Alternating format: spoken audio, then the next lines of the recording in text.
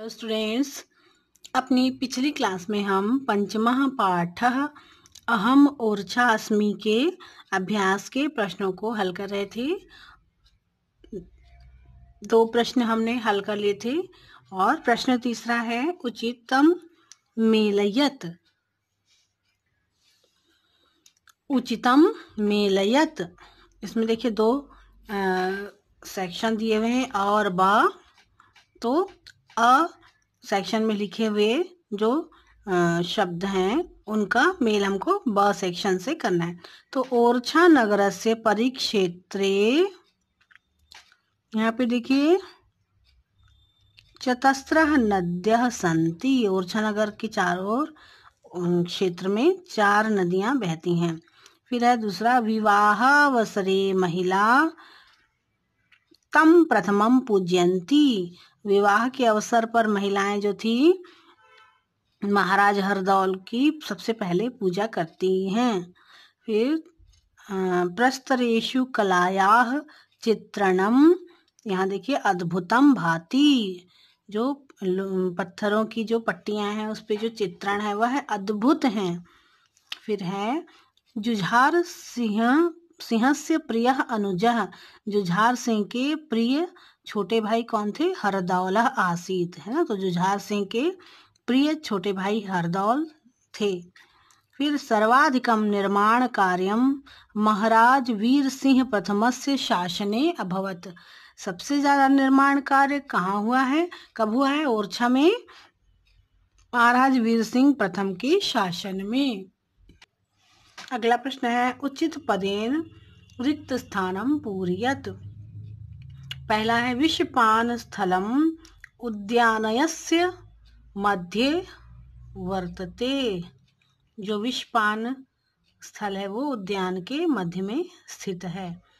दूसरा है दरबार भवनम दुर्गे अस्ति। दरबार भवन जो है वो किले में है ना। दुर्ग अर्थात किला भी होता है।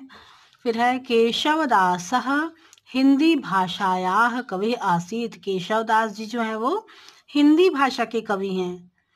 ओरछा नगरस्य इतिहासः रोचकः अस्ति, है ना। ओरछा नगर का जो इतिहास है वह अत्यधिक रोचक है।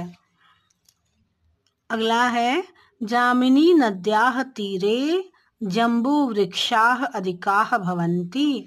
तो ये जो जामुनी नदी है तो उसका नाम भी जो उनके नदी के किनारे जामुन के बहुत अधिक वृक्ष हैं, इसलिए हो सकता है इसीलिए इस नदी का नाम जामिनी पड़ा होगा, है ना। तो जामिनी नद्याः तीरे जम्बू वृक्षाः अधिकाः भवन्ति। जामुन का के वृक्ष बहुत अधिक हैं जामिनी नदी के किनारे। अगला प्रश्न है प्रश्न 5वां, नामोल्लेख पूर्वकम समास विग्रहम कुरुत। तो पहला है शिल्प कार्यम। तो शिल्पस्य कार्यम षष्ठी तत्पुरुष होगा ये।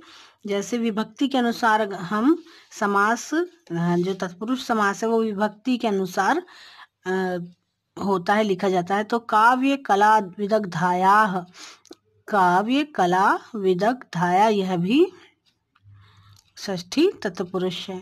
इसी तरह से विषपान स्थलम, विषपानस्य स्थलम, तो यह भी षष्ठी तत्पुरुष है।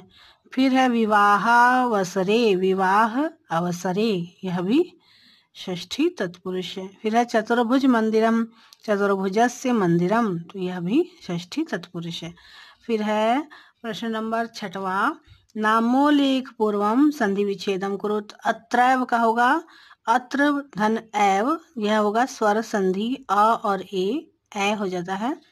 फिर है महत्वश्च, महत्वः धन चह, महत्वश्च, ठीक है।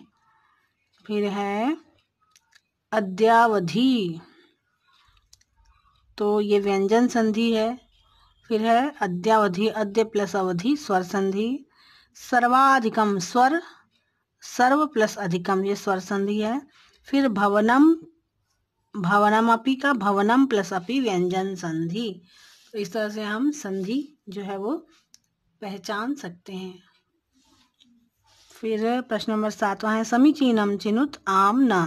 आम जो सही सत्य वाक्य हैं उनके लिए आम और जो असत्य हैं उनके लिए न।